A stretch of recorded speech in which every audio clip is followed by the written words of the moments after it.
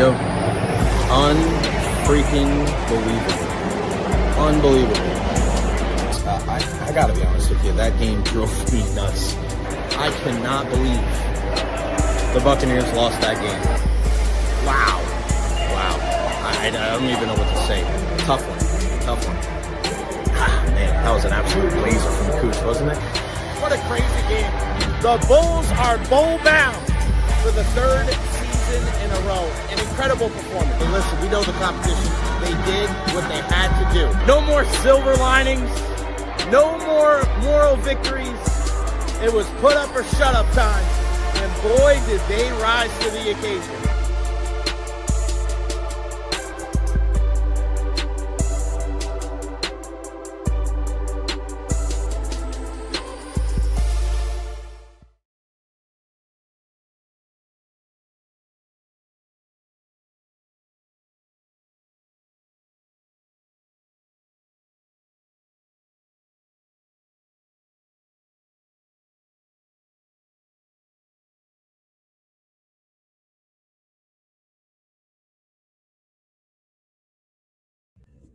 Gotcha. See, that's what happens when you make fun of the sound yesterday. It got me back today. Damn audio. Happy March 11th. I'm way more pissed off about the World Baseball Classic thing than I should be. We'll get into that here in a little bit. I would say I got you guys 2 days in a row. I got you yesterday. The machinery got me today on the program. Am I good now? Gosh darn it. I love how everybody keeps me in check here. Benny's first, Hammer's last. You're never last, buddy. Can we get back to simple hockey? You got that right. The sound is here. We are ready to go. Welcome to the Recher podcast. March 11th, 2026. Plenty to get into on the program today. Make sure you follow me on all social media platforms. Facebook, YouTube, Twitter, Twitch, TikTok, Instagram. Like and subscribe on YouTube as well. Can you hear me now? Can you hear me now? The Mark DeRosa thing, we'll get into that later on. I am way too pissed about that whole thing. Robert, I'm pissed at the fact that there's not public outcry about Bam's 43 free throws. Come on, Robert. You still have the ultimate free throw merchant in Shai Gilgeous-Alexander, but it is what it is. All right. Big thank you to our partners, Honestheimer Custom Builders, EverHealth as well. Tomorrow on the program, we will have the EverHealth injury report with Dr. Carlos Rodriguez at 12:30. Of course, Ed Encina is going to join us at 1:30 as well.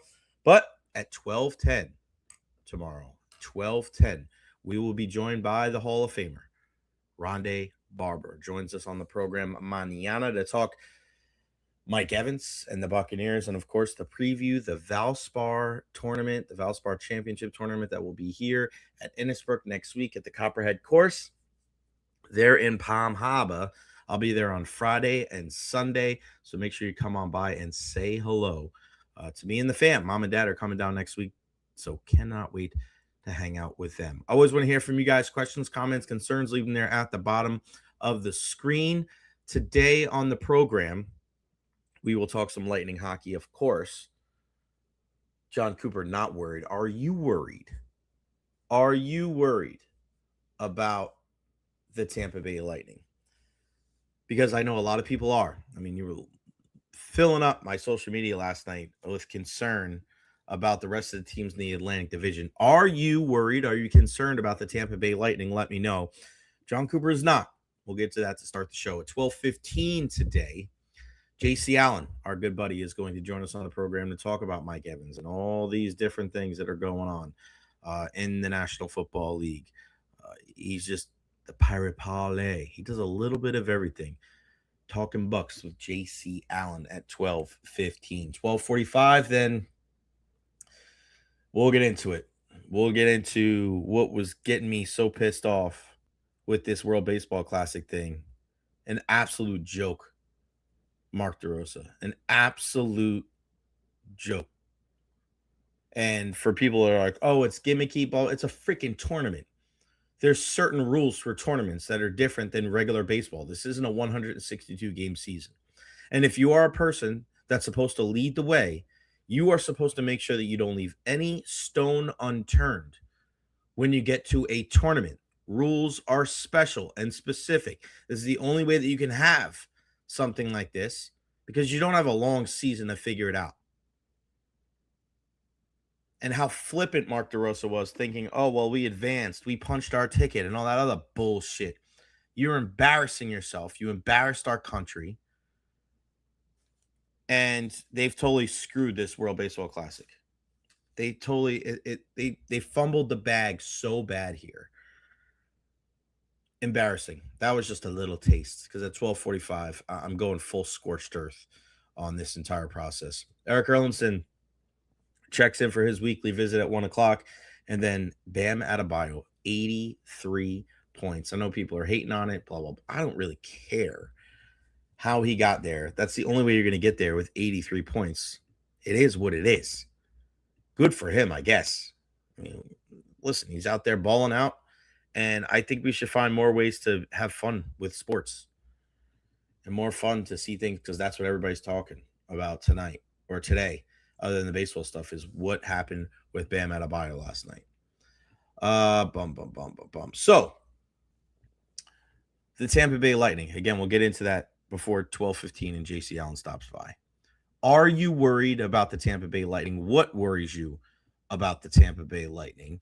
Bucs, Rays, Bolts, Knicks. What's going on with Victor Hedman? Another rough game for the Bolts. Rolly, those Bolts. I'm starting to get a little worried. Sabres have won 8 straight. CB Royce, the Lightning played terrible. Yes. Jay, are you still doing Sticks and Stools? Going to be at the game Saturday. Thought I'd drop by. No more Sticks and Stools. Unfortunately for the Lightning, they didn't have a lot of promotion behind it, and it just didn't work out. The schedules were kind of crazy too. I couldn't make it one week, and John couldn't make it another week. It didn't go well. All I can say is thank God they went on that 21-1 run because it is getting scary. All right. So when it comes to this Tampa Bay Lightning team, Jon Cooper has not been one of those people that is freaking out. And at this point of the season, I'm glad that I'm not Jon Cooper. I'm glad I'm not one of those people that has to be calm and stay even keel, because from what I saw last night, I didn't know what I was watching. I don't understand how a team can play as poorly and show as little effort as we saw last night from the Tampa Bay Lightning. It was like a freaking morgue in there in the third period. You could hear the players on the ice because everybody was so silent. Just an absolutely terrible effort. And the fact that a 40-year-old Corey Perry was given the most effort on the team last night is just appalling and very upsetting. With 6 minutes and 30 seconds, I think, left in the third period, they had 3 shots in the third. 3 shots in the third. What? Did you even care? Like, were you trying to come back? Like, I don't, what the hell? Then they pull the goalie with 4 something and change. They dump the puck in, and then Dante Fabro is just sitting there. And nobody charges him, and he shoots the puck from one end of the ice all the way to the end into the back of the net. And it wasn't even like 10 seconds after they pulled Vasilevsky, and the game was over. How do you have 17 shots at home after the emotional output from the other night in Buffalo? Knowing that you have to turn the tide, knowing that things have to change. How does that effort make its way onto the ice last night? And I did say this on the show yesterday, live from Benchmark International Arena. We'll be back live on the arena tomorrow, and I'm going to be wearing some special shoes to kind of change the tide. I feel like I got to do my own thing to do my part. Sometimes when you look at morning skate, you can't look at it and be like, all right, well, they practiced well or they didn't practice well and it translated or didn't translate, because I don't know if there's any correlation. But I promise you, I was watching morning skate from the bleachers or from the stands in my same seat, row R, seat 10, section 101. I've been doing this shit for 12 years. And I'm watching them just go through the motions in morning skate. And I'm like, they're doing these soft-ass drills. They're just doing the same thing over and over, touching the puck, No rhyme or reason to what they're doing. And then you hear Jon Cooper last night say, yeah, well, we play every other night and we can't practice and blah, blah. And I'm just like, I'm not trying to hear that. I'm not trying to hear they can't practice. What are they, the only team down the stretch? You think Buffalo's practicing? Buffalo had players in the Olympics too. Tage Thompson was in the Olympics. Rasmus Dahlin was in the Olympics. It doesn't seem to be bothering them. What the hell are the Lightning's excuse? And I got to be completely honest with you, and nobody's going to have the balls to say this, but the older guys on the Tampa Bay Lightning on the defense need to buckle up and turn their shit around. Ryan McDonagh and Victor Hedman have not played well enough. And nobody wants to say the quiet part out loud. But when those guys came back, there was a dip in the defense. When you had the 6 guys of Moser and Radish, and listen, Ratty will be back probably tomorrow. He missed last night's game because of his dad's funeral, and we get that. But when it was Moser and Radish, and let's say a Chernak and a Destu, and then like a Lilleberg or a Carlisle or a Santi, like these guys were doing the job. And then you bring back the guys that wear the letters on their jerseys, and now we can't keep up with people. We can't make smart plays.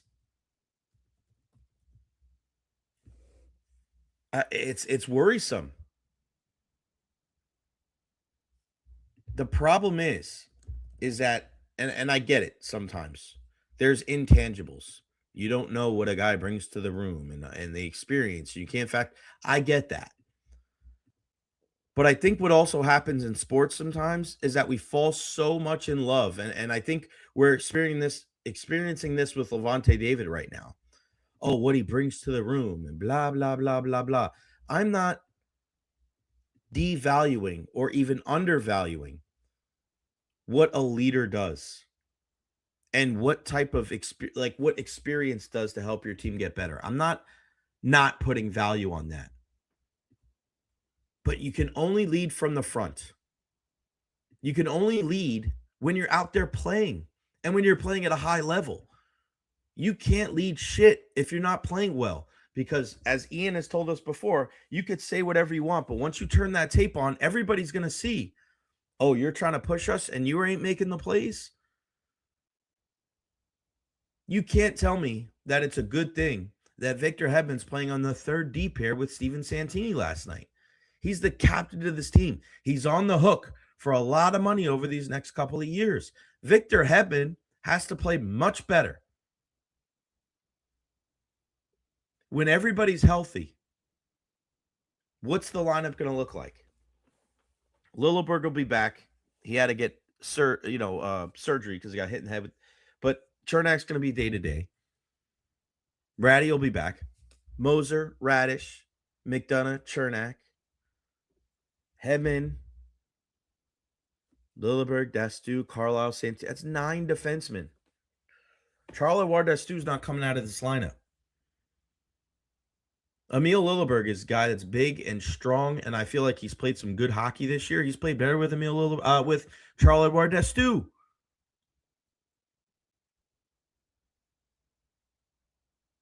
Don't tell me about the age and the Corey Perry's out there giving it everything he's got. He was one of the best players on the ice for the Lightning last night. Y'all have to agree with that, right? You saw the same shit that I did, didn't you? So we can talk about nostalgia, we can talk about leadership, we can talk about in the room and all that other bullshit. You got to go out there and play. You got to go out there and perform at a high level. Nobody gives a crap what your resume is. Nobody gives a crap what you've won in the past. I've been saying this a lot lately, coaching. Rent is due every day.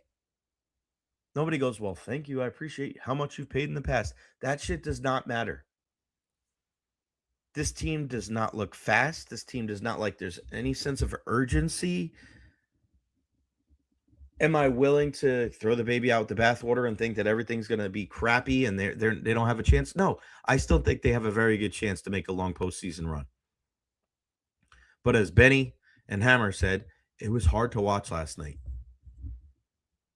Part of me feels good that as many things looked as bad as they did, right?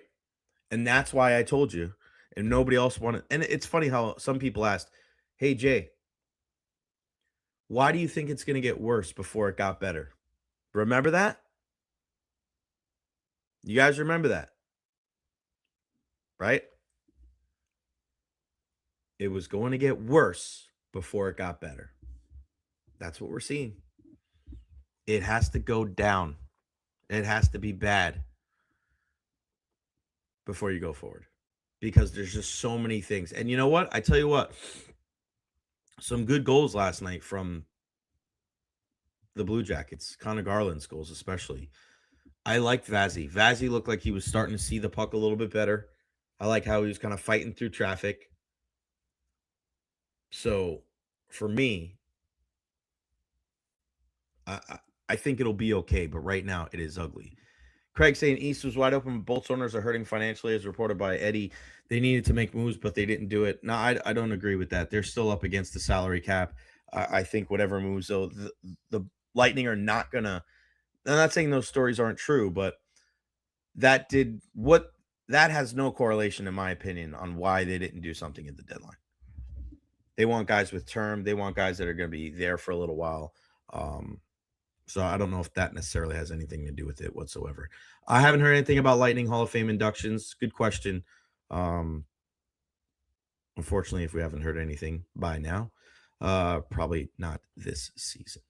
All right, so let's get back to the Buccaneers talk. A lot to break down. We'll get our guy JC Allen here in a bit. He just popped on, then he popped off. We're always popping off on the show right here. Do I expect JBB to move on from Bjorkstrand this summer? Yes, 100%. Not good. Last night, power play looked stale as shit. They are not a power play that is player movement. It's puck movement, which I never understand. Well, here's the thing. The only way a puck movement power play works over a player movement power play is if you have a guy on each side that can shoot off one-timers. So everybody like, oh, the defense is better now because Strammer's not there. Yeah, okay. You'll have your times where your power play looks good against the lower PKs, but when you go against a solid defensive team a la Columbus, who, oh yeah, their head coach Rick Bowness literally coached here, they're going to be able to figure it out. A team like the Florida Panthers, they figured it out.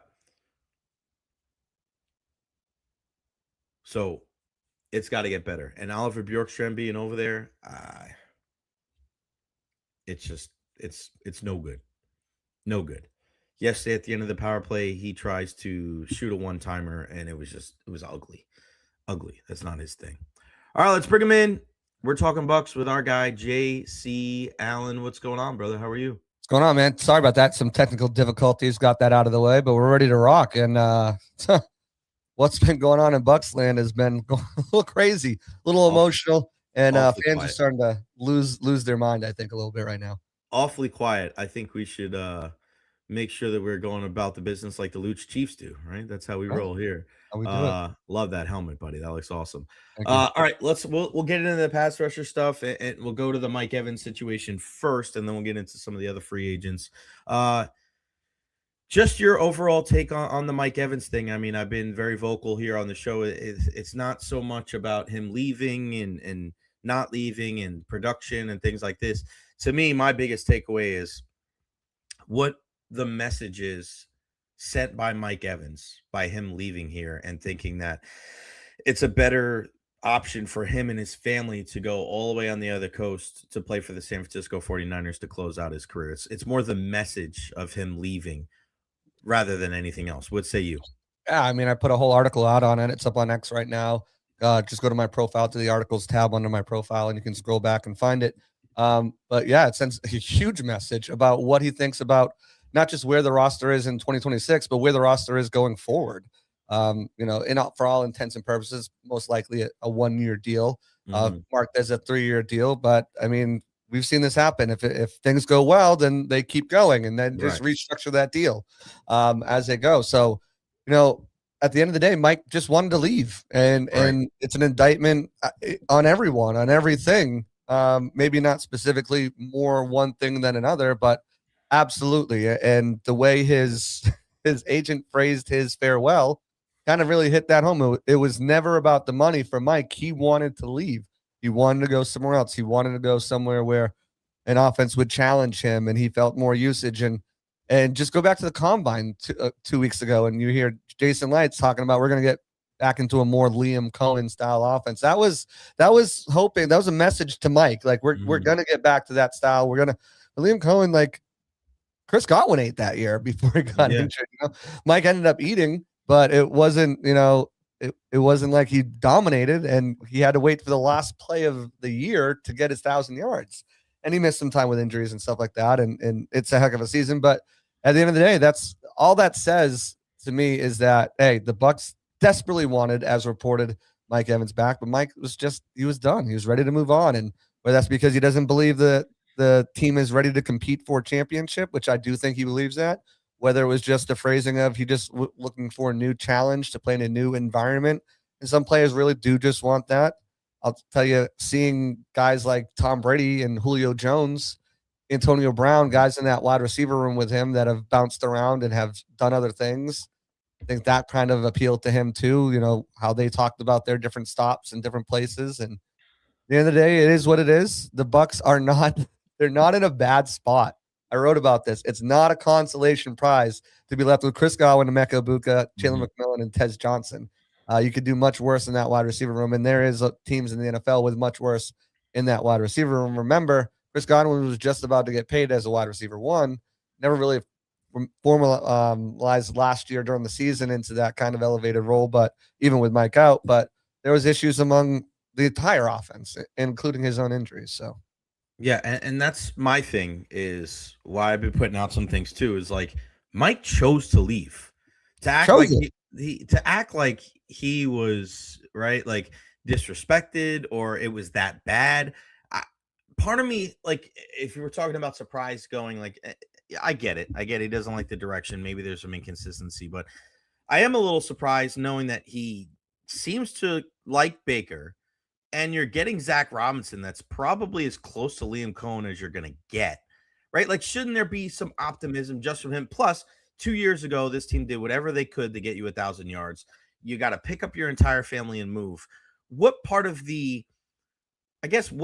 you think had the most factor? Was it individually, right? I know we say like compete, but I want to kind of narrow it down a little bit more. And what part surprised you that didn't make more of an impact? Like, were you surprised that the Zach Robinson hire didn't have more of an impact? And do you blame directly Baker, Bowles, Light, or is it just kind of an amalgamation of everything? I think last year was an amalgamation of everything. I really do think that kind of really weighed on him, and 3rd and 28 is embedded in his mind. And then to see them continue to struggle after that game when they had every chance to capture the division, and they just kept struggling. I think he's just like, I don't even know if we get this, if we're in the right spot. The defense needs a lot of work. I know if they bring me back, that's a lot of money that they can't spend on the defense, that they haven't spent on the defense anyways, and we'll get into that. But I think all of that kind of adds up. And then when you look at the way the target share situation could have played out, I mean, it's Kyle Shanahan. I mean, they're going to find ways. They need a wide receiver one. They've got a young guy, Ricky Pearsall, who's really exciting and some of the stuff that he can do when Greg Kittle's back. Then you have CMC and Kyle Shanahan as your offensive coordinator. Like, Mike's going to eat. They're going to eat because you can't. If you start to just double Mike and put resources on Mike and like put more pressure on Mike and Kittle, you put Mike and Kittle on the same side of the field and then run a pass option play to CMC out of the backfield. Like, what do you do if you're a defense? That's so incredibly difficult to guard against. And Mike sees that. Mike knows that and says, hey, I'm going to get plenty of opportunity to eat there. And I know if I am covered, Shanahan's still going to find ways to scheme me up. And I think if you really look at it, Liam Cohen is the only guy who has schemed Mike up in the past 5-6 years, maybe ever. It certainly wasn't Byron Leftwich doing it. We got laughed at when we asked questions like that from him. You did. I did. I definitely did. I bring that up. I bring that shit up all the time, bro. I'm like, so funny. I'm like, yeah, Byron Leftwich, who was a dick to JC for no freaking reason when he thought he was the smartest guy in the room, and he hasn't had a job since. EPA, what's that? This ain't fantasy. I was like, do you think if you continue to run on first down when it's ineffective, that he's like, that's a fantasy? Whatever, we're not getting it on Byron, but it's the same. Like nobody.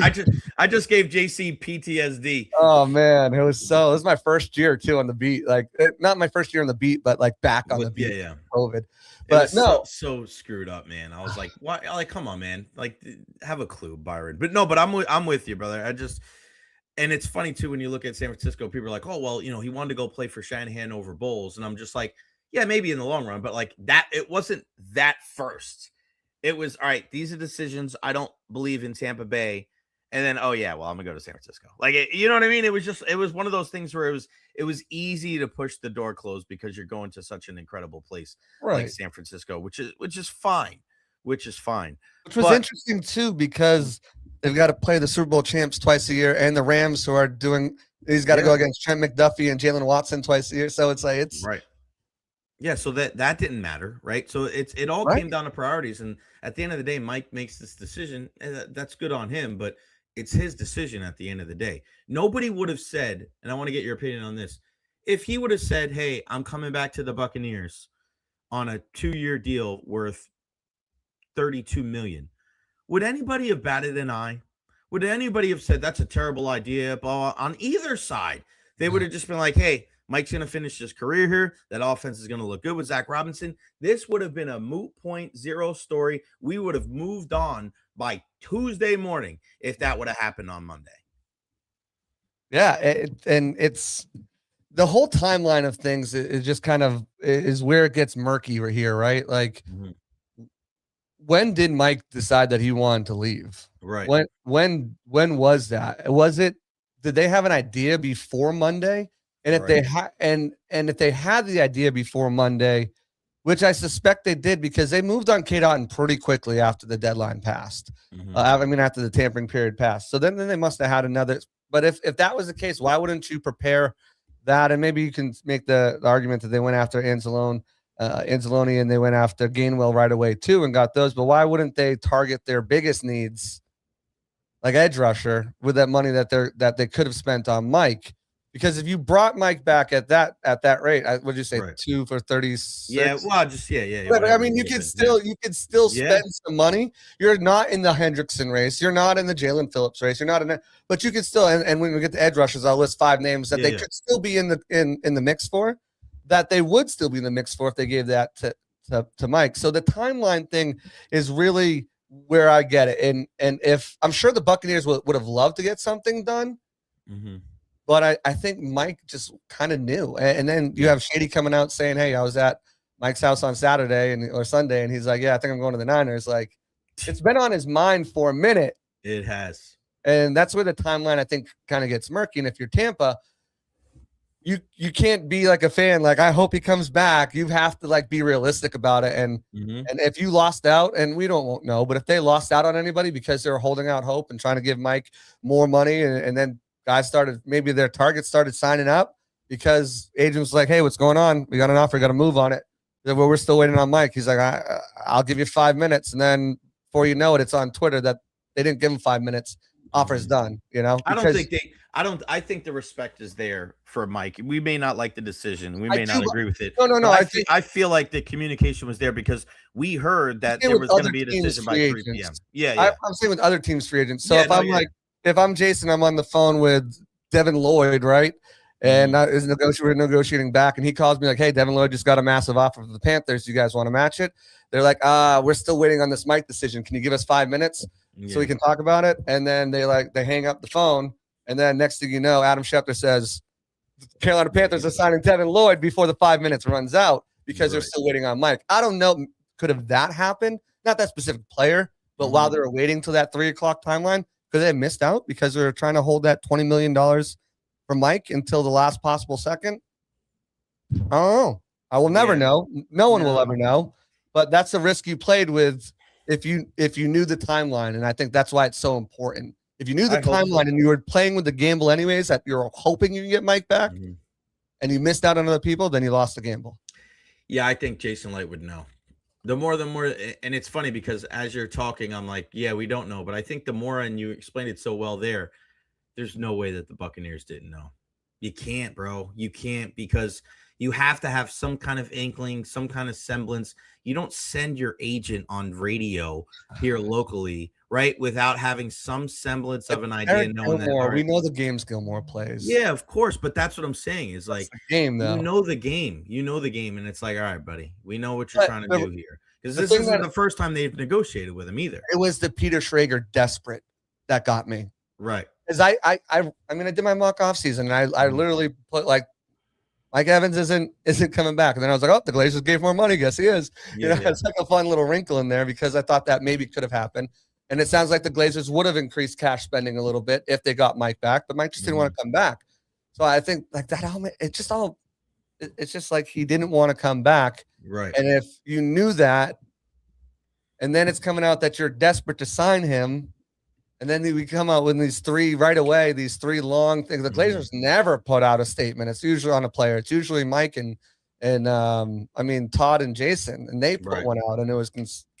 But that's why I think they knew. I think they knew, but I think they were still holding out hope. And I think, of course. But I think they lost a free agent because they were holding out hope, I think that's where they could have messed up with this, the way they played this whole thing. What do you? All right, so. Now, I mean, going into this, regardless of Mike Evans, defensively, they have to put so many resources on that side of the ball. And, we've seen what they've done already, bringing in Alex Anzalone. Great. I still think you need more resources at the linebacker spot, and you sure as hell need more edge rushers. I don't care where you get them. Just don't go to JPP's couch again. But whether it's free agency, draft, trade, they need more help outside rushing the passer so they can try to get home with 4, which is how Todd's defense is going to be able to execute at its best. What do you got for us as far as some names? Yeah, so from my understanding, they were definitely in on Trey Henderson. They were in on Hendrickson. They were definitely in on Caleb Von Chazon. They didn't like the numbers on both of those guys. Nobody liked the Jalen Phillips numbers, but they did, reach out to that camp as well. In addition, there are some things that they could have. I'm pretty sure they reached out to Maxx Crosby's camp as well. Since none of that materialized for them, in my opinion, the Buccaneers must spend their first round draft pick, unless Sonny Styles somehow falls. Must spend that first round draft pick on an edge rusher. Anything you do at this point, unless you trade for Jonathan Grenard, is a name out there, right? But even a guy like, if you trade for a guy like Kayvon Thibodeau, whose name's got, I don't think they trade him, but let's just say someone like him too, younger guy about to get into the end of the years of the contract on a rookie deal.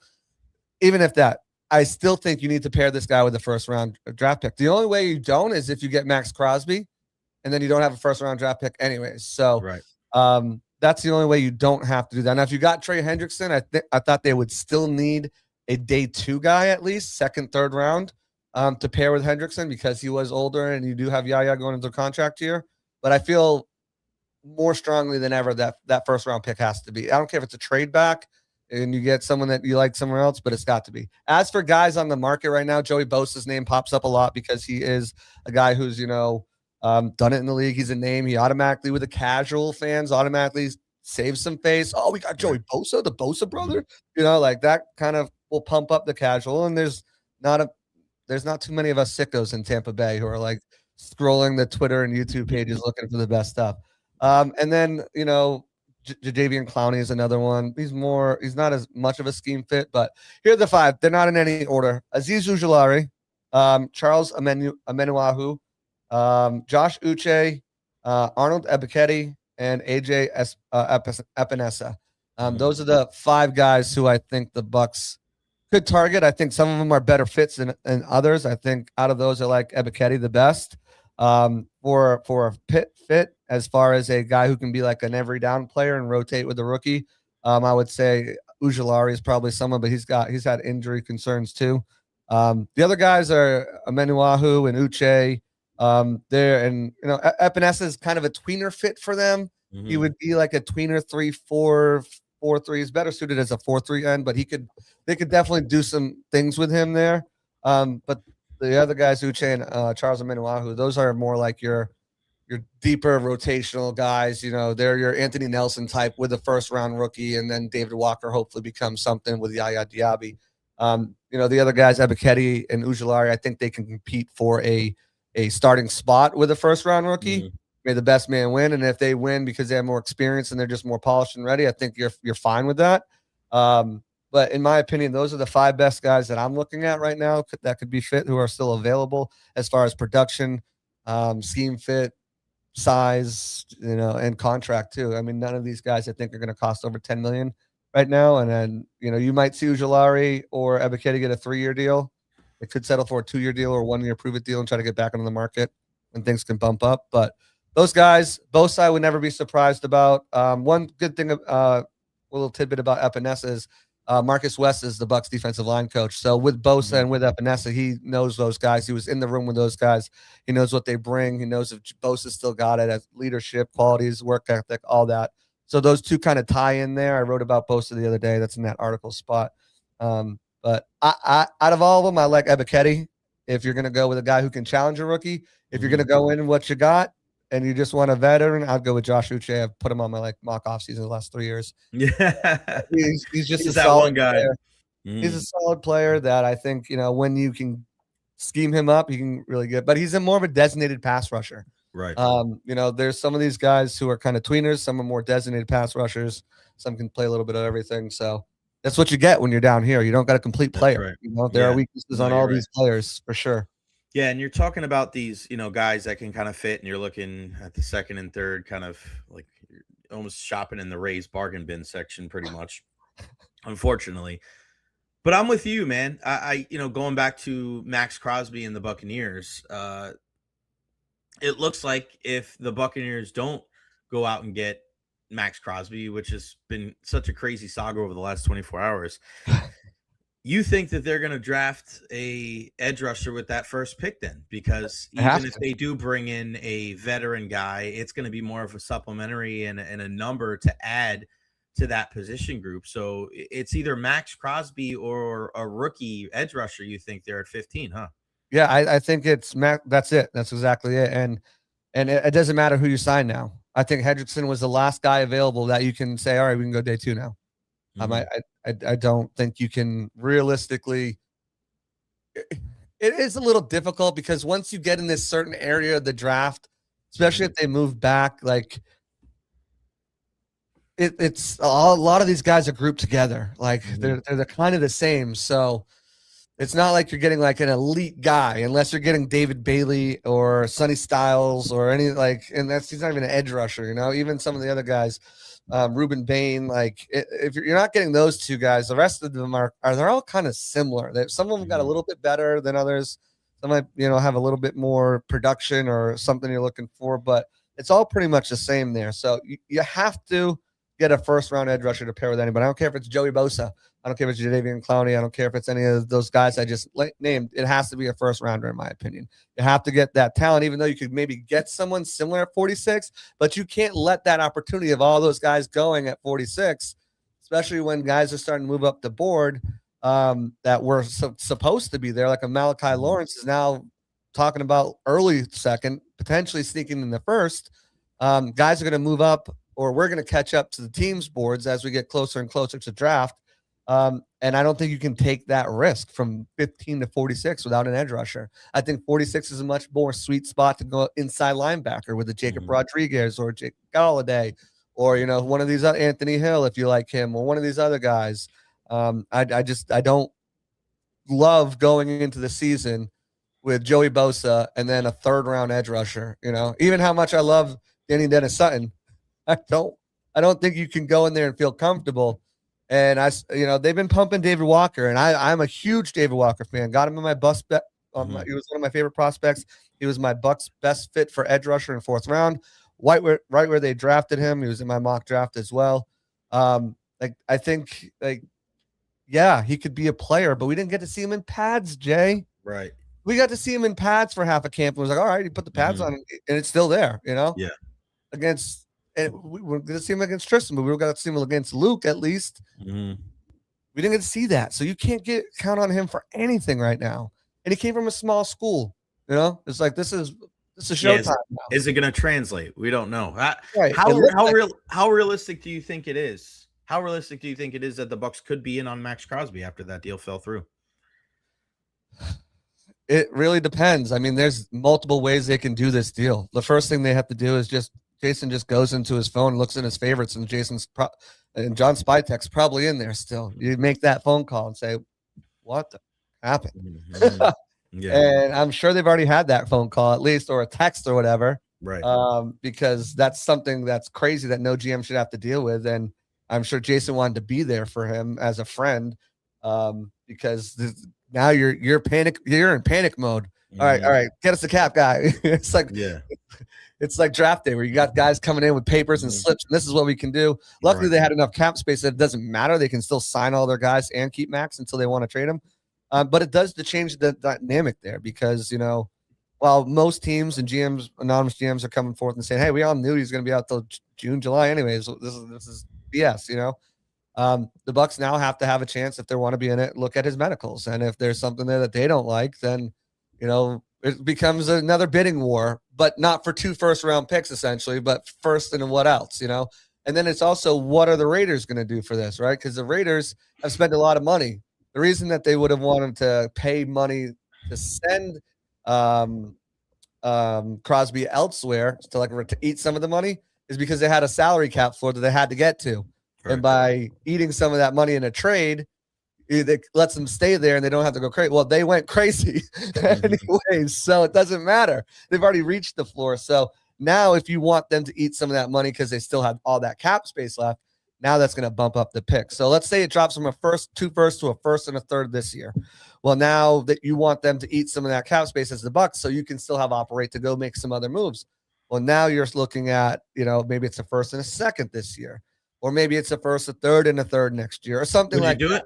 Would you do it? Absolutely. As long as it's not 2 firsts, absolutely. I would prefer not giving up, if I'm the Bucs, not giving up a second this year as well as my first. But a first this year, a second this year, and maybe like a fourth or fifth this year or whatever. Yeah, absolutely. So like a first this year, a second next year, and maybe a fourth this year. A first, a second, and then maybe even a third in the following year. Just because Spytek's like, hey, give us one in 2028. I know you just lost Mike. I'll throw your freaking back. Yeah. Like, just give us a first, second, and a third. Split them out between the next 3 years, and let's call it a deal. And we'll eat a majority of his cash space. We'll pay most of his cash this season. So he's essentially coming over this season on the minimum. And then you restructure the contract however you want. And then it opens up a whole bunch of space. But they've got to make sure they can afford to absorb it. And they can. They can absorb the cash no matter what. That's just the Glazers saying yes, okay. They got to make sure they can afford to the cap, and they can do that with simple restructures to Antoine, Luke, and Tristan Wirfs. And then boom, it's done. So can they? Everything I just for you, yes, exactly. They can make this trade. Should they? Yes, exactly. They should make this trade.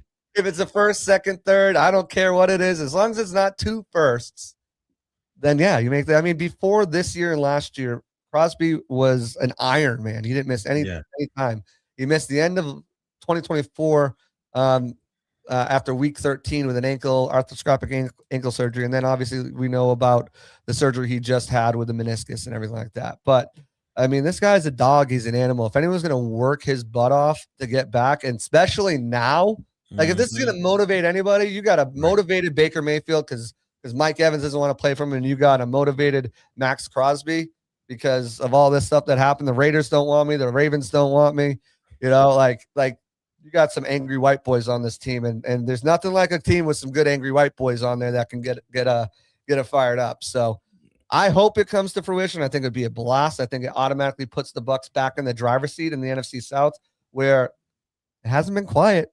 Right. Certainly a lot louder in the NFC South than most other divisions. Certainly a lot louder than what the Bucs and Buccaneers have done in a lot of places too.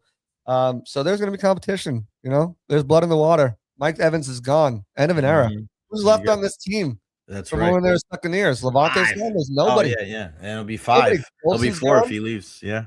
Not even. Those are Super Bowl Bucs. Yeah, that's what I'm saying. Super Bowl guys. Yeah. They're not pre-Bucs. No, they're not. The last 2 Mohegans. Right. So nobody cares now. I think the new hashtag for the Bucs is going to be, instead of "We Are the Crew," they're going to be hashtag Angry Gringos. That's going to be the thing for 2020. 26. JC, let everybody know where they can find you, man. Really love the articles on X. You're doing something that nobody else is really doing, man. I think it's going to set you apart from everybody else. Appreciate you. Yeah, it's been going really well. I've been trying to get them out as quick as possible. Sometimes I get them out quicker. Sometimes I can't. I didn't realize anything about the news last night. I was coaching my sons. I come off. I'm like, holy crap, what just happened? I'm like, let's get an article up. Yeah. But it's really awesome. It's so easy to access too. Go to my profile, hit the article button. Right there are all my current articles. If you see it in the feed, it's super easy. Just click it. You can read it and then swipe back out of it, and you're not losing your space on X. You just go right back to scrolling. You're not clicking at a link and want to read a story and 5 ads pop up, and then you're halfway through the story and then it resets at the top, and you like none of that. It's nice and easy. I'm doing spaces on there. My podcast is going to be on there. Look out for that. I'm subscribed to that. A few other things.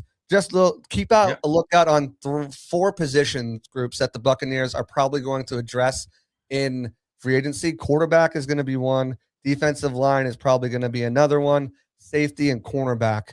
Obviously, we've talked about edge, but those 4 position groups have nothing behind them as far as veterans, and they all need someone there. Interior offensive line in general, I think they really like Ben Chakuma, but they might want to get a guy who played tackle before, like in the league, more than 2 snaps in more than 2 years. So they might look for that.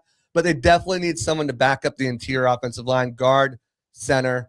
I wouldn't be surprised if they brought Feeney back on like a tryout deal, but I think they need someone else. A guy I like, keep a name out, is Daniel Brunskill. He was with the Dolphins last year. He's got starts, over 70 starts across the entire offensive line, most of it coming in the interior, but keep a lookout for that. Backup quarterback's going to be an interesting one because there's not much left. Yeah. So we'll see. But appreciate you having me on as always. Check out all my stuff over on X. Like, retweet, bookmark, all that stuff helps my algorithm, gets in front of more people. So I appreciate that if you can, or repost as a tweet. I don't know what we're calling it. Repost, retweet. Yeah, I still say retweet. It is what it is. And we got WrestleMania build up coming, so I can't wait to talk to you. Even though we'll be doing that next. I saw David today at the USF practice, and safe to say neither of us are really too impressed with the card outside. It's on its way. I think it's kind of rounded into form. It's rounded into shape. It's getting better. So we'll talk about that a little bit later on. At JC Allen NFL, man, this guy is all over it. He's even doing articles at his son's, and that's not a Kansas City Chiefs. Somebody said something. It's Luch Chiefs, man. Luch Chiefs football. Put some respect. Coach Josh, man. Coach Josh. JC, appreciate you, brother. We'll talk soon. Absolutely. Talk to you, man. All right, buddy. Good stuff. JC Allen bringing the heat as always, man. We should call him the chef, man. He's always bringing the heat. I love it. I love it. What can we do to get Maxx Crosby here? Before that whole news came out about Maxx Crosby, and it's funny because it came out last night. We were at Benchmark International Arena, and we're like, are y'all seeing this? Are y'all seeing this news? And then it happens. And one of the things that I posed, it was either yesterday or Monday, what move would have to be made by the Tampa Bay Buccaneers to make you feel better about the Mike Evans situation? And with Maxx Crosby at that time, I brought that question up, being on his way from the Raiders to the Ravens. I didn't think there was anything other than signing Trey Hendrickson. And even then, I don't know if, like, as much as you would probably like Trey Hendrickson to be here, you want an established pass rusher, you get it. Maxx Crosby's a different bird. He's a different breed. He's a guy that's got that swag. He's got that guy that he would light a fire in this fan base. And I guarantee you there would be some people go, you know what? Do we need another wide receiver? Do we need an elite pass rusher? Right? That's the cool part about that whole thing. So I hope so, because I think Jason Light needs to do something. He needs to do something with the edge rush to think that, and I'm with JC, you probably have to go with a pass rusher there in the first round. But if there's one thing that Jason Light has proven to us, whether it's good or bad, unfortunately it's on the bad side, he's had a real tough time drafting and developing these pass rushers. There's no guy that like comes out of nowhere, right? You can't look at the one time where he got Shaq Barrett, who was stuck behind Shane Ray and Chubb and Von Miller out there, and bring him here, and then he turns into this incredible force that helps you win a Super Bowl, and think that is the habit. That's what happens all the time. Guys, that's the exception, not the rule, right? That's something we have to certainly be mindful of. Look at these super chats, man. Eddie's back. My ticket did not hit, but Captain Bam America had himself at night 83 effing points. My God, crew, I am Mike Evans 13, not a Bucs. Yeah, I'm with you, buddy. Super chatting to get Jay to help me like this Bucs new roster, Chan, because right now, hell nah, it's mid. Steve Stammers and Mike Evans equals this era money over everything. Yeah, I don't think either one of them was about money, though, pal. It wasn't even about money for either guy. Remember, Steven Stamkos wanted to stay. Julian Breezeball did not want him back. That's different. Mike Evans did not leave here because of the money. He left here because he doesn't think the Buccaneers are good enough. So neither one of those guys left for money. Those guys left for two different things. Mike didn't want to be here, and the Lightning didn't want Stammer here. That's the difference. All right. Let's get into this.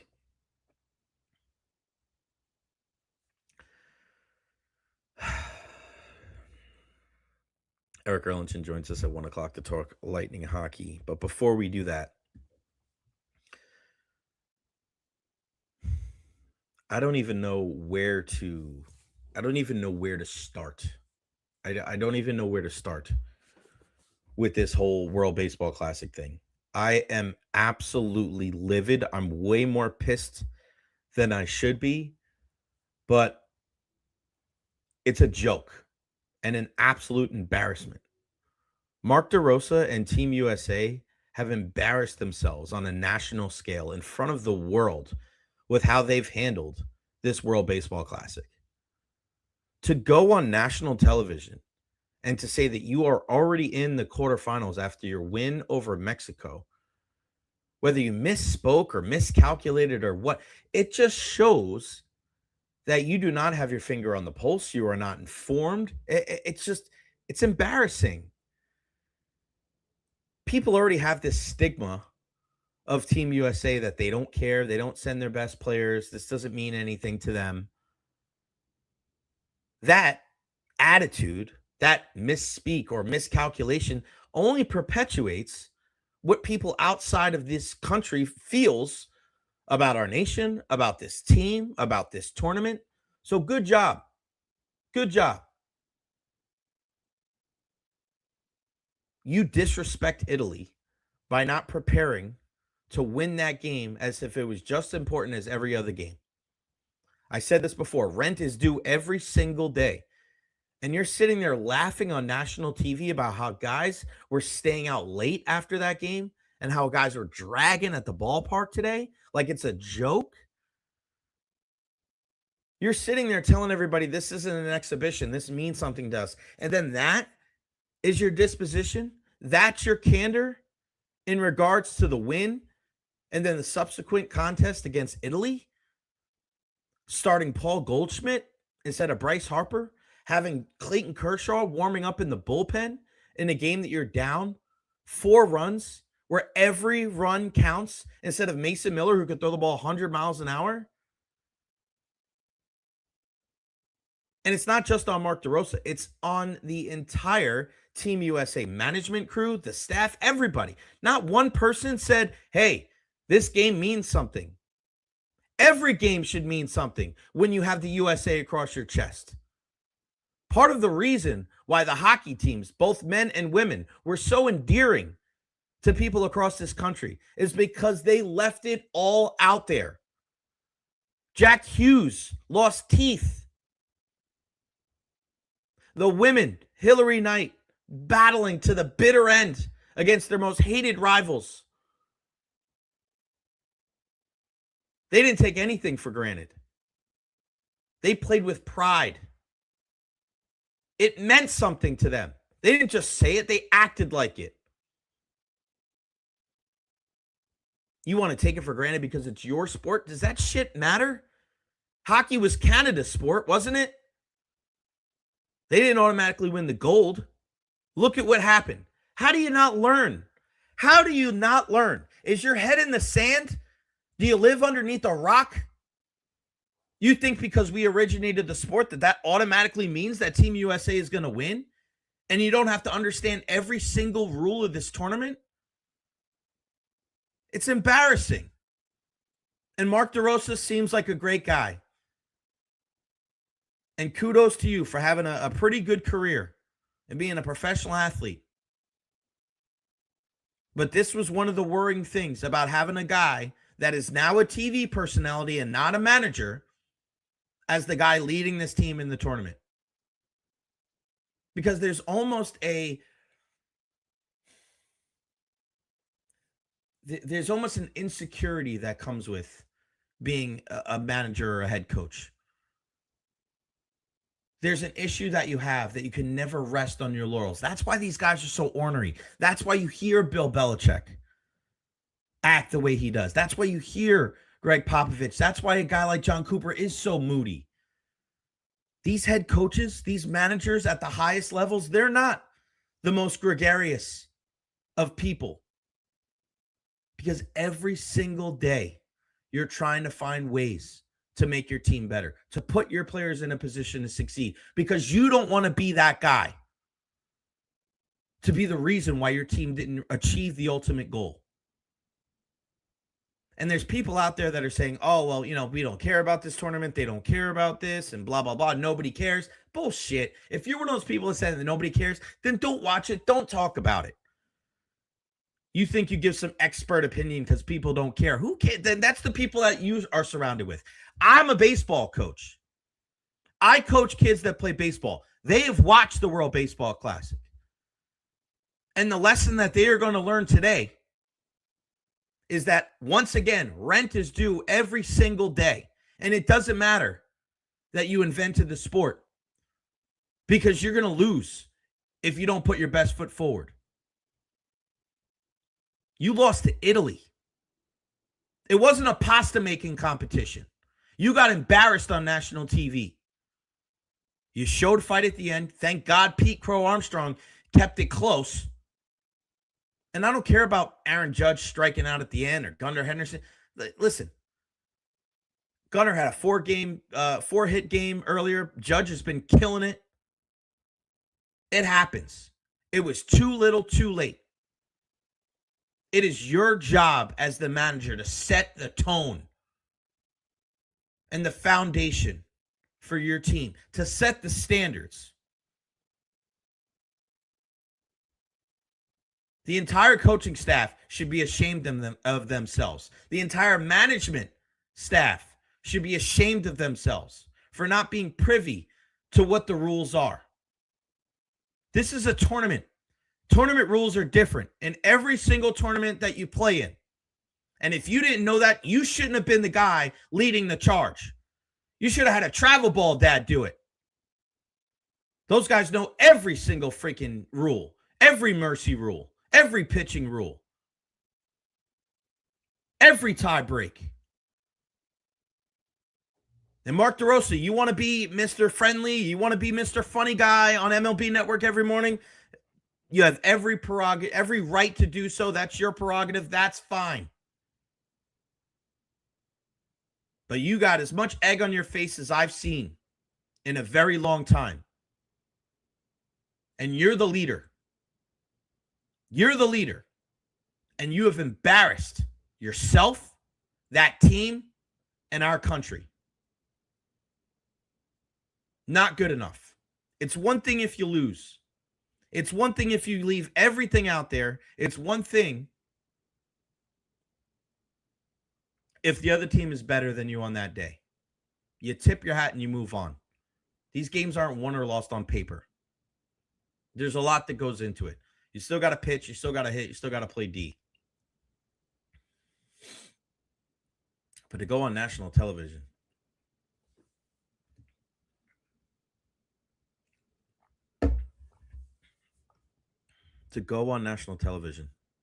and you feel like you already had it in the bag, and to brag that guys are dragging this morning because they stayed out last night, shows a clear disrespect for the game, for your opponent, and for the 3 letters across your chest. Thank God Mike Sullivan didn't have that attitude. Thank God Megan Keller and Jack Hughes didn't have that attitude. Or we'd be having a different discussion today. Embarrassing. It's the only word I can think of.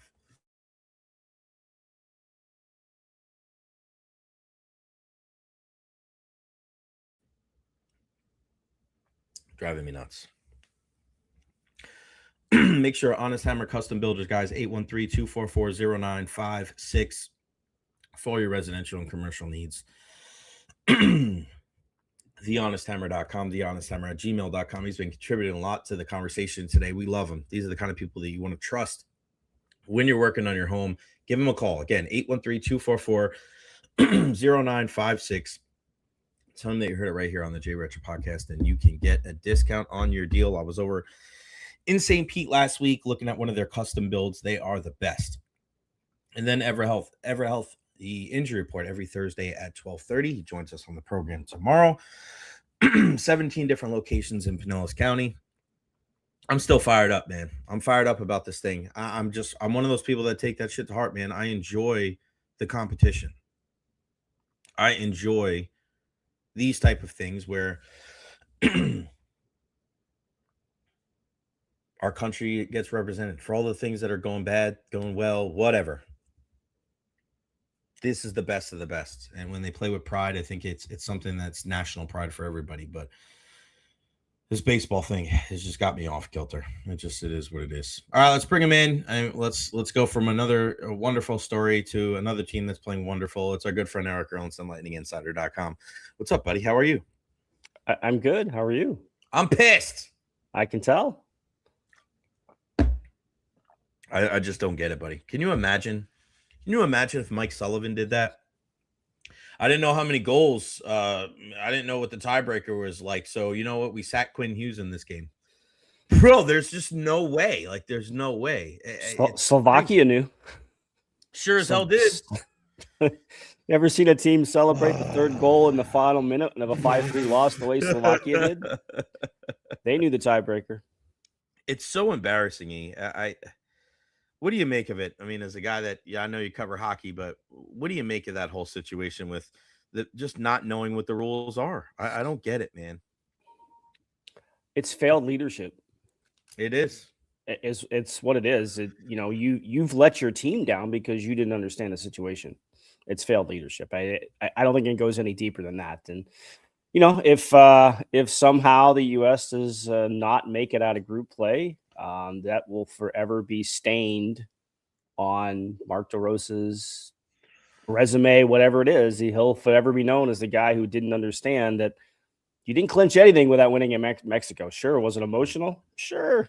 Didn't mean anything. You still going to go out. It's like the U.S. hockey team, man, right? They beat Russia. Had they lost to Finland in the next game, they might not even have medaled. And they were trailing, and they knew the situation. Herb Brooks knew the situation. You have to know the situation. You got to know the situation, and our favorite situation. And I gotta say, I gotta ask you a question. You're smirky. That's always got me up. It is.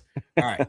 So let me ask you this question. Last night, we had a lot of fun, like we always do, and I walk out of the media room at night, and then as I walk out of the media room, I send a picture to Ed Encina, Corey Long, and Erik Erlendsson because we were joking around about how I am the fourth most valued member of the media.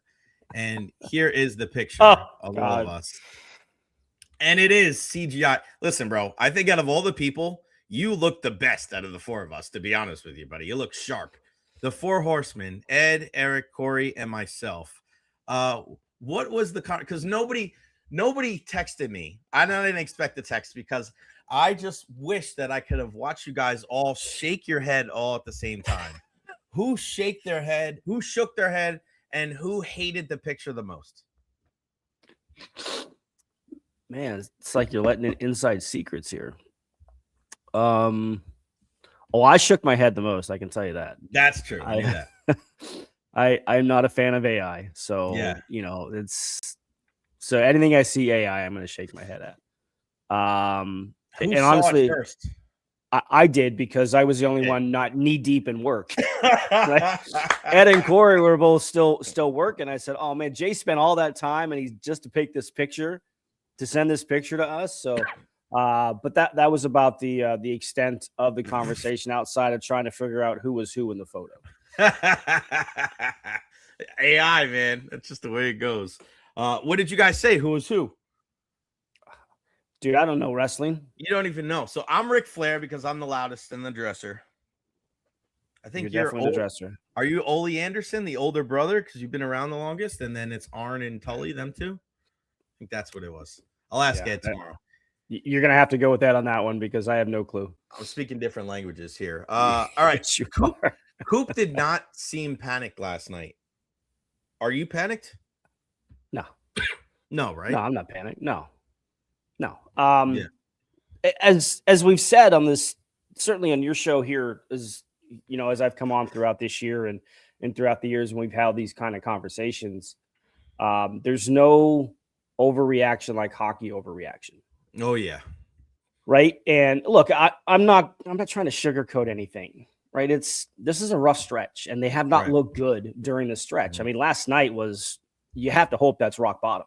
Right. Yeah. Right. Yet you had 11 even strength shots in that game. You still had a chance in it. Like, it was a 1-goal game going into the third period. You were still in a game that you had no right being in, especially with the way that second period went. But it's a very difficult stretch. It's tough to watch a team go from a 21-1 stretch to a 2-6 stretch, and your only 2 wins in that 8-game stretch are against the Toronto Maple Leafs. So that should only count for 1 point. Right? Did they win last night? I don't think so. Oh my God! Guys. I think, as somebody pointed out, the Seattle 8 in a row. Seahawks have the most recent win. Yeah. So the Seattle Seahawks have won a game more recently than the Toronto Maple Leafs. Oh my God. So it's not good. I'm not trying to sit here and say I'm not Alfred E. Newman. What me worry, right? Yeah. There's a lot of stuff they have to clean up. I think this comes down to just their execution. Mm-hmm. Right. And that's what I wrote about today. I went in deep into what that execution should look like. Because when this team was playing well, how cleanly did they get out of their zone, man? Bang, bang, bang. They were in the offensive zone. Right. And that's what's missing right now. And I don't know, that could be part of teams adjusting to what the Lightning were doing well. Right. Or it could just be, as we've talked about, a team completely out of sync in terms of that execution. Right. When they were 1-4-2 to start the year, they got in trouble with turnovers because of a lack of execution. So they're definitely off kilter. The standings today look a heck of a lot different than they did on February 25th. There's no doubt. I mean, now they're 4 points behind Buffalo. And actually right now Buffalo has a tiebreaker. So really they're 5 points behind Buffalo. You still have a head-to-head meeting with them, and there's still 19, 20 games left in the season. Yeah. So, and look, the number 8 team, which is Columbus now, all of a sudden was a 13-point gap coming out of the break, is now a 6-point gap. I mean, that's what happens when the conference is the way it is. You have a bad week, and in this case, 2 bad weeks, teams are going to catch it. And you kind of feel that coming from behind here a little bit. So, there should be some urgency. There should be a little bit of Columbus was a desperate team last night. Yeah. Right. Everybody wants to say, hey, they played back-to-back. They had that makeup game against the Kings on Monday. But, those points matter a lot more to Columbus, while as the Lightning are trying to find their game. They didn't find it last night by any stretch of the imagination. Right. But that doesn't mean it's time to find that red panic button over to the left here and start off all the sirens, right? And are they as good as the team that went 21-1? Maybe not, but they're definitely not as bad as a team that's gone 2-6, right? They're in between. This is still a good hockey team. They're just off their game right now. You've got a chance to another division game, another team that's trying to chase you down tomorrow. When Detroit comes to town, and they had a tough loss last night. Yeah. They had 2 points in their bank, and Carter Verhaeghe ruined it by scoring with 1:30 to tie it, and then won it with 15 seconds to go. So Detroit goes from 2 points that they had to have to getting nothing, right? So it's tough, but for people to sit here and think that this is not going to be a playoff team, could it happen? Sure. Mathematically, could it happen? Sure. But you're going to tell me you think that they're going to lose like 15 of the next 19 games? No, not ever. Don't see it. All right. So another thing too is, I said this today,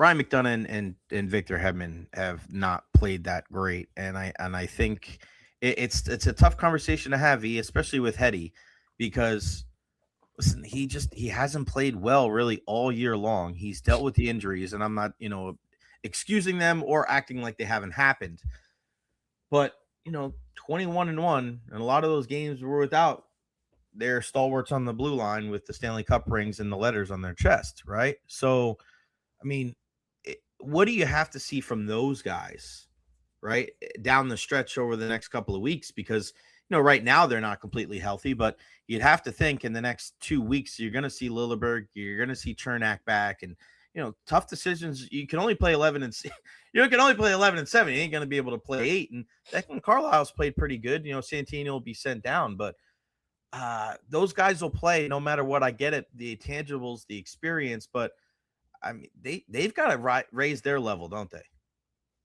They do, right? In the McDonough pinch against Buffalo on Sunday, I'm still trying to figure out what he was thinking in that situation. For a veteran guy, you can't step up at that play, especially when you've got Scott Sabourin, who was right there trying to deliver that play as well. You opened up a path for a 2-on-1, right? Like, those are the things that can't happen.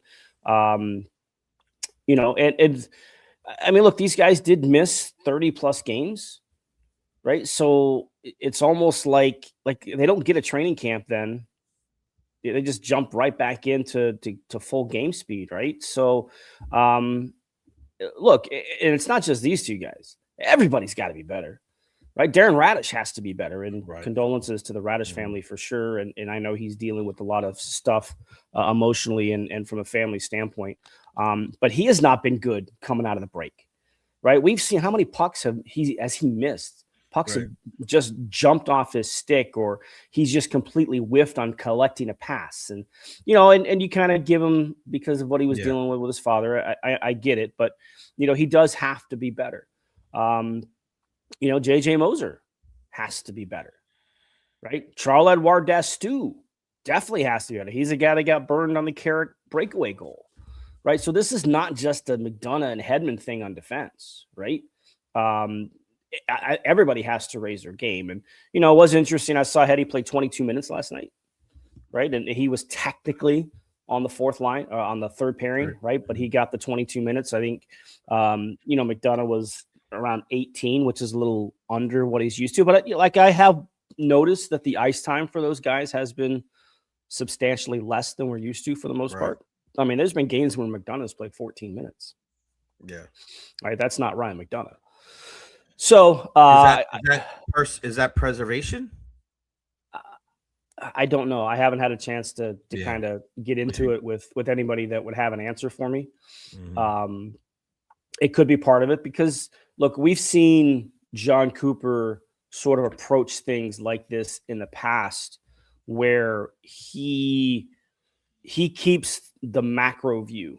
Yeah. Right. Where he understands, like, how many people were questioning Vasilevsky and Johansson and the starts over this weekend, right?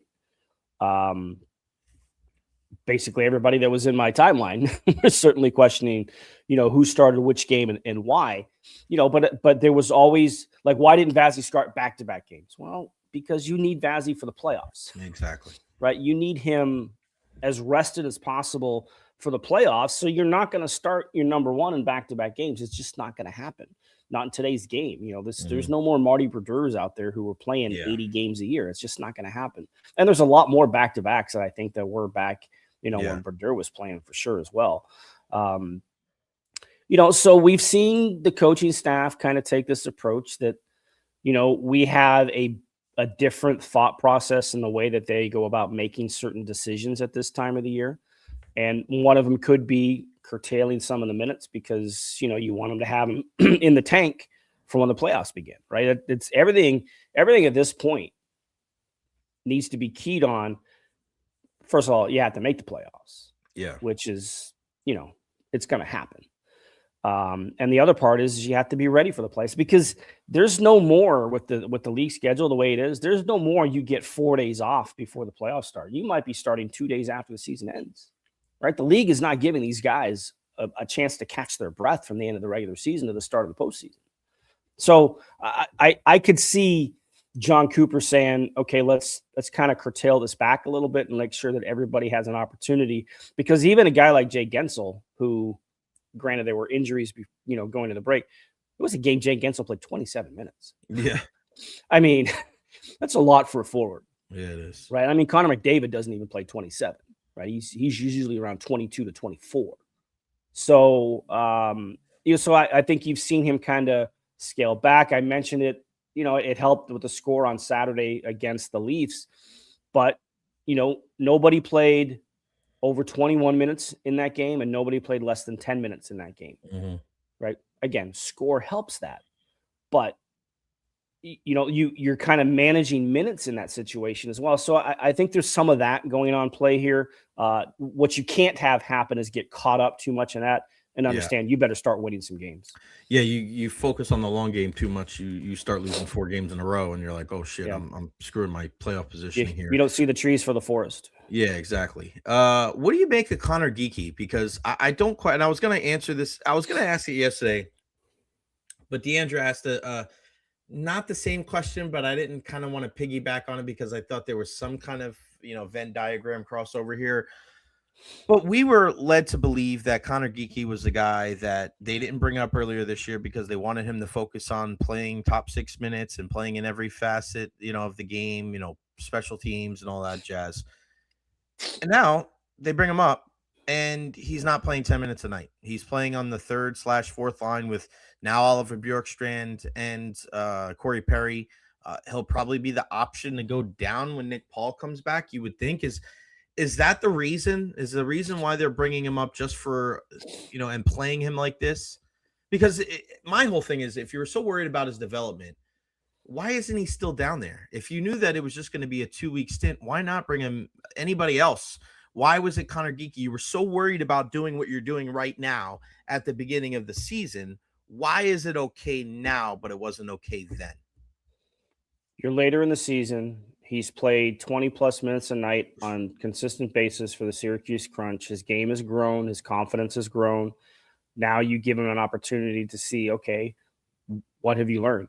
Where are you better? Can those improvements translate to when you get up to the NHL? It's I don't want to call it a trial, but it's an opportunity to kind of see where he's at. And nothing's guaranteed. No. Doesn't mean he's going down, right?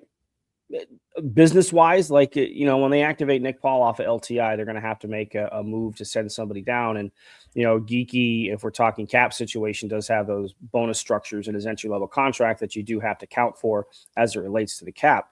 And Scott Sabourin would have to go through waivers, to be Geekie doesn't, to be sent down, and Geekie does not. So some of that stuff kind of comes into play. But, I don't necessarily see this too differently as, say, an Anthony Cirelli. Mm-hmm. Anthony Cirelli's rookie year, he didn't start here. And I know this is Geeky's second-year pro, so he's a year advanced in terms of his pro. But Anthony Cirelli's first-year pro, he didn't make the team out of camp. You didn't see Anthony Cirelli till March, right? Because he went to the American Hockey League and he played top minutes and he played top roles. Okay, you learned how to be a pro there. Let's see what you can do. And he stuck, right? And that team went on to make the conference finals that year, and Cirelli was a big part of it. So everything about whether or not Connor Geekie sees time, stays on this roster, a lot of it comes down to Connor Geekie. Yeah. How are you going to play? Right. And, you can see like his hounding of the puck that led to the Moser tying goal in Buffalo. Mm-hmm. How much you think the coaches love to watch that, right? He didn't give up on the play, right? He didn't give up on the play, won the puck back, and it led to at that time, a very important goal. Mm-hmm. So those are the kind of things, right? And, if meritocracy type of situation, right? Everybody said, why is he not playing top 6? Well, you kind of have to earn your top 6 too, right? You can't just be given it. And Gonsalves was hurt, and, so there was an opportunity, but they chose, to try Bjorkstrand in that because we've talked a lot about Oliver Bjorkstrand and the opportunities he's not had as a top 6. But again, we consider as Oliver Bjorkstrand earned them, right? So that's why he hasn't been a consistent guy. We all thought a year ago he was the answer for a top 6 guy. hasn't worked out that way. So I think just kind of knowing the way that the management staff, the coaching staff view these type of situations, they are going to give Connor Geekie rope and let him see what he does with it. Right. Yeah. So a lot of everything is going to be dependent upon how Connor Geekie handles himself, handles his play. And look, I actually love the fact that right now he gets to play on a line with Corey Perry. Yeah. I mean, talk about tapping into a wealth of knowledge to be on a line, to sit next to that guy on the bench, for whatever period of time he's going to be here. I mean, what can Connor Geekie learn from Corey Perry? I mean, that's like baptism, or not baptism, but like you're sitting next to your college professor. Mm-hmm. That's the opportunity that he has right now, and it's going to be everything's going to be incumbent upon Connor Geekie to take advantage of the time he does have. What can you do with it? What can you show the coaching staff? And also, you have an opportunity to learn from, a guy who's definitely going to be a Hall of Fame player when his career is over. I think my whole thing too is like when you go to the Sorelli thing, like Sorelli got called up in March and then he led all forwards in the postseason that year on the penalty kill. So, which just shows of his responsibility. And, they weren't banking on him scoring goals. Right? He was killing penalties with like Matthew Joseph and Alex Killorn, like that was his thing there. With Connor Geekie, you keep him down there because you want him to play in all these different roles. And then he's not going to, and I understand like showing the little things and showing the grit and the grind, but it's like you send him down there to play in every facet because he has more offensive upside than the majority of the guys down there. So to bring him up here and not give him like ideally a chance to showcase his offensive talent more than 9.5 minutes a night, it's one thing if he's like a middle to bottom six guy and it's like, all right, well, let's see what you can go out there. Let's see your effort level. I get that. But like, this is a guy that they want to be a top six guy. So to see his grit in a way is just like, well, I hope he'd have that, but you need him to score. And this is a team that's struggling to find a sixth forward in the top six. I almost feel like they're hesitant to even give him a look because we saw it a while ago that they were going to they gave him a chance there. Maybe a little bit with Point and Kucherov. I've been saying this for 12 months. And it just seems like right now they're very hesitant to even show him at all with those top six guys. And it's just like, all right, well, we're just going to keep it down in the bottom six. I don't know. I get the rationale. I feel like I wish they would put a little bit more on his plate because I think they need it. You can't force it either. Right. Yeah, that's where I'm a lot different than a lot of other people and yourself included. I think it's one of the most overblown things in sports. We don't want to force it. Like these guys are good players. Like these guys are professional athletes, right? It's one thing if he struggles and he struggles bad and you send him down. I get it. But we're always trying to marinate the guys until they're actually the perfect temperature. Like when does that really happen? Right? Like when does that really happen? Like you send guys down, then they come up and they never really, did they do it right with Alex Barré-Boulet? Did they do it right with, you know what I'm saying? Like that's where I wonder if sometimes these teams are maybe a little bit too cautious with these players and they're like, well, we don't want to rush them. And it's just like the greatness shows itself early, doesn't it? But you can also blow confidence. Mm-hmm. So it's a mixed bag, But is that the guy you want, then? If you have a guy that doesn't have confidence because things go wrong, he's probably not the guy that you want for your team anyway. I don't agree with that. I don't agree with that because everybody handles their situations different, and like you're right in the fact that you don't know until you give him a chance, right? Mm-hmm. You don't know the answer until the answer is given, right? So there is part of that. And but in hockey, I've seen it. I've seen guys be given an opportunity too soon, and then they handle it well for a short period of time, and then they don't, and then they're gone. Like they're out of the league. Their confidence is so blown because they were rushed too fast, given a role too quickly, right? So just again, this is not necessarily my philosophy. I'm letting you know how the organization thinks about this. Yes. And, I remember a conversation I had with Pat Verbeek one time when Pat Verbeek was the assistant general manager here. Now, obviously, he's the general manager in Anaheim. He told me, nobody's ever said you left a guy in the minors too soon. They always say you brought him up too soon. Right. Yeah, you didn't leave him down there too long. You say you brought him up too soon. And I've seen it because at the end of the day, we're still talking about a 21-year-old kid. It's 21. Like you could easily have confidence rattled if things don't go your way, and you might be able to build it back. And Connor Geekie seems like the right type of attitude and the right type of kid, to be able to, if he loses some confidence, to build it back up. I love Connor Geekie. I love his attitude, right? And certainly, I mean, look at his brother. His brother was kind of a middling player for how many years? And now he's a multi-30-goal scorer for the Boston Bruins. So sometimes it just kind of takes a little bit more for players to kind of understand and find themselves. But if you put them in a situation too soon and it blows their confidence, you might lose them. You might not, but you might lose them. I'm not saying that's the case here, but from a philosophical standpoint as an organization, that's kind of how they view things. I'm with you, buddy. I just think we need to be tougher on these athletes. Today's athletes are much different. It's true. And right? The only reason why I say that with as much confidence as I do is because I coach, and I know it's not the same thing because it's not at the professional level, but a lot of times, man, it's more about pushing the guys than being too careful, right? The way that these professional athletes are now, the way that these kids are nowadays, you have to almost want it for them a little bit. You have to push them. You got to make sure that they know that they can go, man, go. But we believe in you. There's no more confidence that you're going to show in a player than giving him an opportunity to be a professional, right? So, and I understand kind of the balance of like, all right, giving him a guy too much too soon. But I mean, this is your dream. This is your dream. And if you can't handle it, you go down one time and that's going to ruin you forever. Maybe you weren't cut out for it.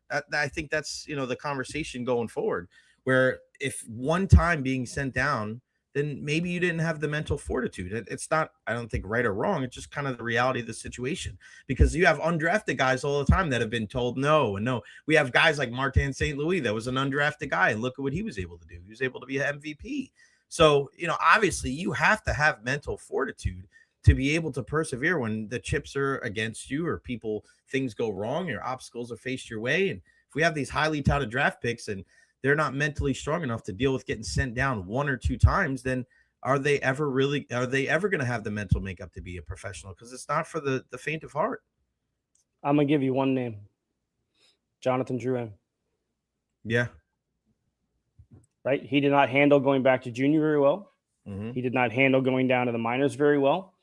A lot of expectations certainly on him. And from what I understand, he didn't necessarily have the right people around him, especially I think one of his parents were, a big driving force in who he is in his career. Right. But he's never come close to fulfilling his expectations. Maybe his third year here, mm-hmm. right, when he came up and he was a pretty big force in that run to the conference final in 2016, right? Like he scored the only goal for them in Game 7 against the Penguins. And ultra talented player, just couldn't put it all together, right? So it's like, that's what I'm saying. Every athlete is different, right? And if a guy like Jon Cooper couldn't build up Jonathan Drouin, I don't know if anybody could have. But that's my point. Do you think they rushed Jonathan Drouin? So again, no, they sent him back to junior his draft year. I know, but that's my point. Is like a guy like Jonathan Drouin. Every situation is different, though. Exactly. Every situation is different. That's why you have to kind of look at it. So, like the organization, I'm pretty sure has a pretty good understanding of who Connor Geekie is and what he can handle. And I think the fact that when he went down for about a month last year and he came back with a great attitude showed the organization, we know that he can handle this. So we'll have those conversations with him. They're tough conversations, but they're the right conversations to have. And I think he will handle it. Like, I don't think he's in a situation where he's going to be crushed. Right. But that's, every athlete is different. Every personality, every human being is different. And we don't all handle the same situations the same way. And it's no different from athletes. And, but that's where, again, the strength of Jon Cooper is the way that he builds these relationships with his players, with the athletes, that makes him such a great coach, because he relates to them. He gets to know them on a human level. And like, he's a modern coach for the modern athlete. Yeah. That's who Jon Cooper is. He is. What do we got up on lightninginsider.com, my friend? Yeah, so obviously all the stuff that we talked about, what execution should look like for this team, I kind of broke that down, and building off of what some of the guys were talking about last night. So that's all up there as well. An update to the update for the pricing. It's not going to go into effect for current subscribers. There was an issue with trying to get the coding, and I'm not going to get into technical terms, but so current rates for current subscribers will stay the same. The rates for new subscribers will be at the new price points. So that's going to have to be maybe potentially addressed over the summer. So for anybody who was, thought that their pricing was going to go up, if you're a current subscriber, that will not take case. But if you're willing and you want to, my Twitter page has a Venmo tip jar, and I've had a handful of people, just as your super followers chats, here, super chats. I have a Venmo tip jar, and there's been 5 or 6 people. I can't thank everybody enough who has done it. But you can find that link in my bio on my Twitter page. It's also pinned to the top of my page as well. So what do we got going on for the rest of the week? Big week, big game tomorrow, big game Saturday. Hey, they're all big down the stretch now. You look at it, right? You've got Detroit coming here. You've got Carolina coming here. We've seen a couple of wild games with the Hurricanes this year. Big West Coast trip next week. Everybody get their coffee ready, because you've got 3 10 o'clock starts, in Seattle, in Vancouver, and in Edmonton, an 8 o'clock start in Calgary. Hey, look, the end of the regular season is coming, and it's coming fast. Like, we knew it was going to be a sprint to come out of the Olympic break. So there's a lot to kind of get through here before we can get to the middle of April and get to the fun part of the season. But lot to cover, a lot to go on, over the next 5+ weeks before we get to playoff time. Eric, how many sons do you have? You're forcing me to do something I don't want to do. It's got 4 kids, baby. 4 kids. It's a beautiful thing. One of the 4 horsemen of the Tampa Bay Lightning media, Erik Erlendsson. That's a K, not a C. 2 S's after the D. LightningInsider.com. Use that promo code JNZ as well. E, thanks for putting up with my shenanigans and tomfoolery. I'll see you tomorrow, partner. All right, buddy. Be well. See you. The great Erik Erlendsson. I mean, I feel bad for Ed and Eric that they have to put up with all my stuff. But then at the end of the day, I mean, it would be so boring if I wasn't there and they can make fun of me. I'm the whipping boy. I'll take it. I love my guys. And I'm going to wear some special shoes tomorrow to break the funk of our Tampa Bay Lightning guys. So special shoes could mean a lot of different things. I don't even know which ones I'm going to wear. Real quick before we go, because we got Beckles and Recher podcast coming today. The Bam Adebayo thing, 83 points last night for the Miami Heat. Number 2 all-time behind Wilt Chamberlain, in front of Kobe Bryant's 81. Again, this is one of those things where people want to bitch and moan and complain and the sanctity of the sport. Sports is supposed to be fun. It's supposed to be fun. Who cares, man? Go out there and do it. You had to make that many shots, and it is what it is, man. I enjoyed it. I like stories like that. We should be finding more ways to celebrate sports rather than tearing people down. And a guy like Bam, who's represented this country, he's in a beautiful relationship with Asia Wilson, the greatest female on the planet right now. I got no issues with it, man. I think it's fun, and I don't like the Heat. I'm a Knicks fan, but yeah, it is what it is. All right, guys, before we go, so shout out to him. Shout out to Bam Adebayo. If you want to see my relationship with Erik Erlendsson in one picture, the one picture that sums up the relationship with me and Erik Erlendsson, it is this picture right here. And this is posted by our guy, Ed Encina. Right there. That picture right there sums up my relationship with Double E, Erik Erlendsson, lightninginsider.com. Love you, Double E. You are the man. All right, it's going to wrap it up for me. Again, Beckles and Recher podcast coming up in about an hour ago from the Dignitary Cafe. You can come check us out there. A lot of fun there. Ed Encina mañana at 1:30. We have Rondé Barber, the Bucs Hall of Famer, at 12:10. Don't miss that one. We'll talk Mike Evans. We'll also talk Valspar. And then Dr. Carlos Rodriguez at 12:30. 1 o'clock tomorrow, we'll talk some Lightning because we will be live at Benchmark International Arena. Big thank you for Super Chats. Again, guys, I can't do this without you. Eddie and Chan, you guys brought the heat today. I love you both. Chan, you're the man. Thank you so much. Mid-season tourneys, even the Olympics, where your team is riding a historic momentum. Chemistry always scares me, and here we are. Would trade a cup for the gold medal. I hear you, buddy. I hear you. Not good. Hopefully they'll be able to turn it around. A big thank you to Erik Erlendsson for joining us on the program. Big thank you to JC Allen. He brought the heat. And Marissa as well. She likes it when I'm hot and spicy, like a taquito. Big thank you to Honest Hammer, Custom Builders LLC, and Nevra Health. Couldn't do this without you guys. All right, Beckles and Recher later on today. I got practice tonight, and then tomorrow live from Benchmark International Arena. Rondé,